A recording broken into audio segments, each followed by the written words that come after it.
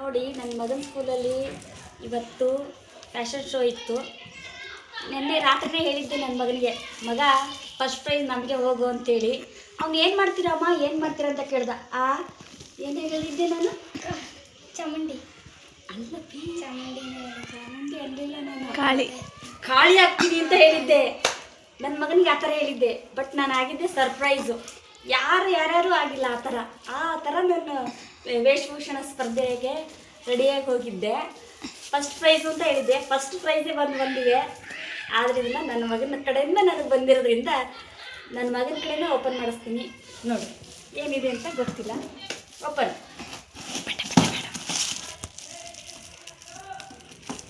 ನಿನ್ನ ಕಡೆಯಿಂದ ನನಗೆ ಬಂದಿರೋದಕ್ಕೆ ಥ್ಯಾಂಕ್ಸ್. ನೀನು ಹೇಳ್ಬೇಕು ನನಗೆ, ನೀನು ಹೇಳ್ಬೇಕು ನನಗೆ ಥ್ಯಾಂಕ್ಸ್ ಅಮ್ಮ ಅಂತ. ನಿಮ್ಮ ಸ್ಕೂಲಲ್ಲಿ ನೋಡು, ನಾನು ಹೋದಾಗೆಲ್ಲ ನಿಮ್ಗೆ ಫಸ್ಟ್ ಪ್ರೈಸ್ ತಾನೆ ಸರಿ. ನಾವು ಯಾವುದೇ ಶಾಲೆಗೆ ಹೋದ್ರೆ ಫಸ್ಟ್ ಪ್ರೈಸ್ ತರೋದೇ ನಾನು. LKG UKG ಇದ್ದಾಗ ಮಲ್ನಾಡ್ ಸ್ಕೂಲಿಗೆ ಹೋಗ್ತಾ ಇದ್ದ ನನ್ನ ಮಗಳು. ಅವಾಗಾದ್ರೂ ಅಷ್ಟೇ ಫಸ್ಟ್ ಪ್ರೈಸೇ ನಮಗೆ. ನಿಧಾನ ನಮಗೆ ಇಲ್ಲೆಲ್ಲ ಓಪನ್ ಮಾಡಿರಿ, ಒಂದು ನಿಮಿಷ ಇರಿ.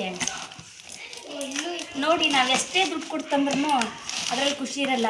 ಬಟ್ ಗಿಫ್ಟು ಅಂತ ಏನಾದರೂ ಕೊಟ್ಟಾಗ ಅದನ್ನು ಓಪನ್ ಮಾಡೋಕ್ಕೆ ಎಷ್ಟು ಕುತೂಹಲ ಇರುತ್ತೆ. ಅದರಲ್ಲಿ ಏನಿದೆ ಅನ್ನೋದು ಎಷ್ಟೊಂದು ನನಗಂತಲ್ಲ, ಯಾರಿಗಾದರೂ ಅಷ್ಟೇ ಈ ಥರ ಕುತೂಹಲ ಇರುತ್ತೆ. ಕತ್ರಿನಲ್ಲಿ ತಮ್ಮ ಮಗನೇ, ನನ್ನ ಮಗನಿಗೆ ಅರ್ಜೆಂಟು ಬೇಗ ತೆಗಿಬೇಕು ಅಂತ. ಎಲ್ರಿಗೂ ಅಷ್ಟೇ ಅಲ್ವಾ, ಗಿಫ್ಟ್ ಅಂದರೆ ಅದೇನೋ ಖುಷಿ.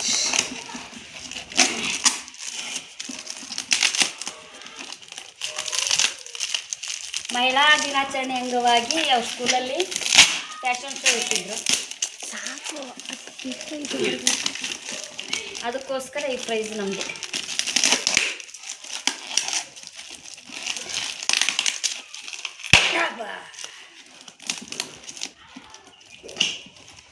ತಮ್ಮ ಮಗನಿಗೆ ಎಷ್ಟು ಕಾತರ ನೋಡಿ, ನಮಗೆ ಬೇಗ ತೆಗಿಬೇಕು ಅಂತೇಳಿ.